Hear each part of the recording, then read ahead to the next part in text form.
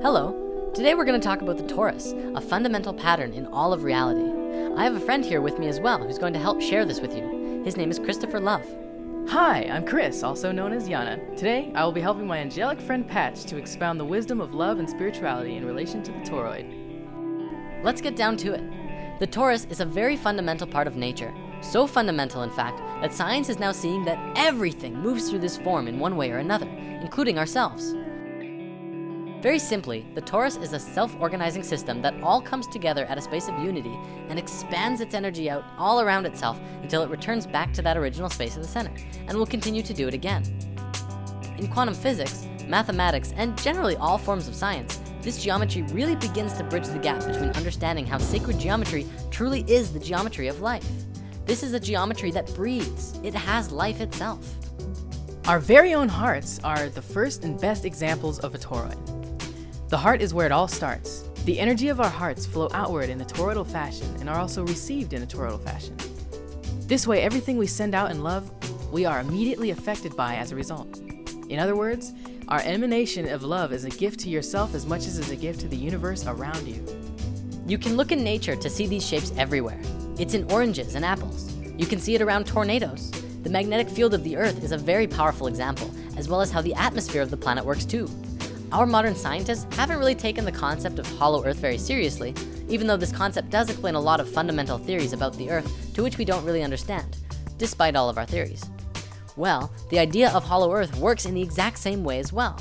It demonstrates that our planet is designed from the core as a torus. The Earth is multidimensional, so we can actually have both a hot iron core as well as a 5D hollow Earth interior as well. For those who want to learn more immediately, check out Hollow Earth HD on YouTube. Moving on, we all know the fundamental principle of the universe of as above, so below. Well, this torus is even found at the size of galaxies. Atoms even have this very geometry as well. It's quite literally everywhere. From this basic expression demonstrates how life ought to be. All of the energy that emerges from the core travels around the torus and fuels itself. It also has the ability to give to other toroidal systems, which openly practice giving and receiving. It really sets a standard for how to do things, and we can mirror this and use it in our own daily lives as well. When you give and receive openly, you allow your energy to become toroidal.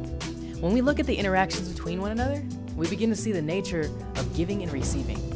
If we shift how we give and receive with others, we give ourselves an opportunity to receive feedback from what we emanate immediately.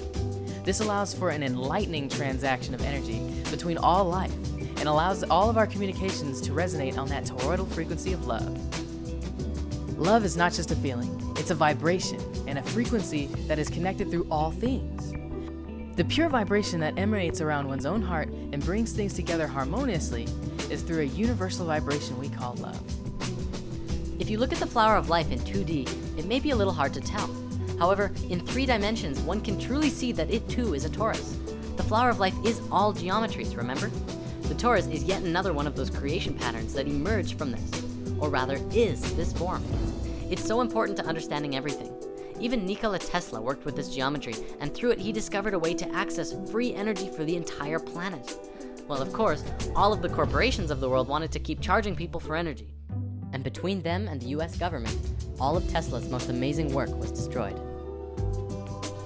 In lesson 15, we talked a bit about this before, and now we can go deeper into it. The Institute of Heart Math, as well as Stanford University, among others, have now scientifically demonstrated that around the physical heart of your body, you have 2 toroidal fields, one inside the other, which are connected to the sacred space and the tiny space within the heart.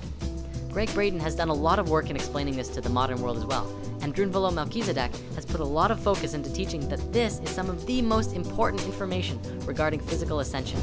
This is part of the understanding that is truly bridging the gaps between science and spirituality. China is doing some really amazing things. They have hospitals that are completely dedicated to the work of prana and energy, rather than the physical body of patients.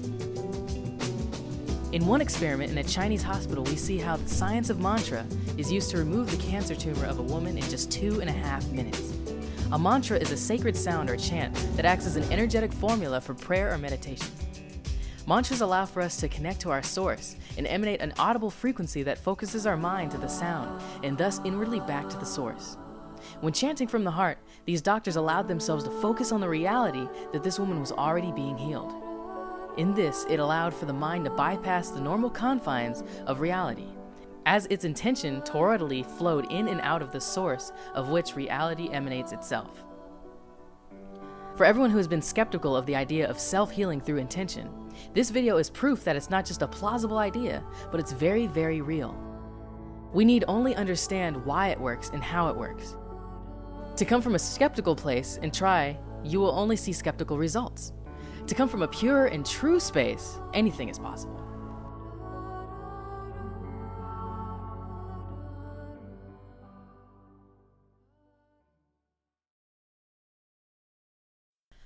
Nassim Haramein has made a documentary recently called Black Hole, which we did discuss in Lesson 18. He has done some really great work on this, and it's propelling our understanding of space into something completely new. He has demonstrated that the space at the center of the torus is literally the point of singularity, infinity, and the space where all consciousness truly resides. The source of the source field, and a space where all things are connected. In our modern physics, we don't really take consciousness and life into the scientific equations. Russian scientists are propelling their understandings of life to new levels and have even begun bridging the gaps of understanding gravity. Our Western model is not built to understand gravity, and the Russians have developed models which harmonically see that gravity itself is a conscious field, an information field of love that holds things together. It's really profound, and even quantum physics is beginning to look at this in new light. Remember in Lesson 18, we talked about the vector equilibrium. This torus form and the cube octahedron go hand in hand.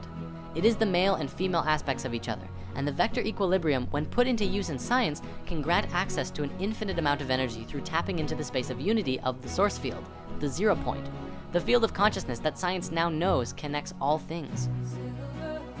By understanding the torus and the nature of unity, one can really get in tune with themselves in relationship to the all. Let's also remember that considering our universe itself and everything within it is a reflection of this toroidal pattern, we can free our minds from the perspective that anything is separate, even as a void of a black hole contains the existence of everything supposedly outside of it. This is reflected in the psychic nature of those who in meditation dive into the void of consciousness, and those also who reach a state of Godhead awareness that includes all life in unity and love. The one is all, and the all is one. In the torus, the point of singularity, whatever consciousness is present, is the purest representation of the whole. The whole field is emerging from and returning to its original source, and all of it is conscious, and the singularity at the center is the space where it all came together and emerged out of. This can be demonstrated with the understanding of how the heart emerges in the body. If you remember from Lesson 15, the heart is the first organ to come into existence, and the rest of the body folds out of the heart itself, and then it pulls the heart into the center. The heart is truly more primal, more connected to source, and far more important than the brain. The heart is the space of love, and love of all is what will get you back into the heart and out of your brain. In order to grow and become lighter energetically, we as individuals and as society must learn to understand how to really get back into the natural flow of things. This is what the natural flow looks like, among a few other forms as well. For many, understanding the torus from a left brain perspective is needed to really get back in tune with yourself. For others, you already understand it intuitively, and you just have to go with the flow and everything will work out perfectly. Well, thanks for tuning into our torus video. We're now gonna go hang out on Chris's channel to continue the discussion of our eternal nature and living in the heart. If you want to follow, this is Chris's YouTube channel. He's created his own series called Angel Academy, and it's definitely transforming into something beautiful. Thank you for spending your beautiful time with us, and see you next time. The earth hasn't lived in their hearts for thousands of years, but the truth is it's really simple. It's easy. A child could do it. Anyone can do it. If you find your place into the heart, everything changes in your life.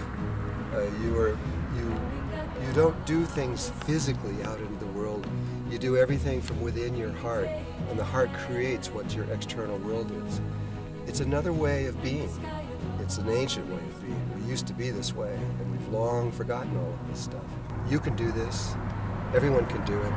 And if you do it, if you learn to live not in your brain, not in a logical thinking world, but in a world that is female and with a heart, and that you begin to love people and your life and your situations and everything that comes to you, your life becomes easy and simple and beautiful.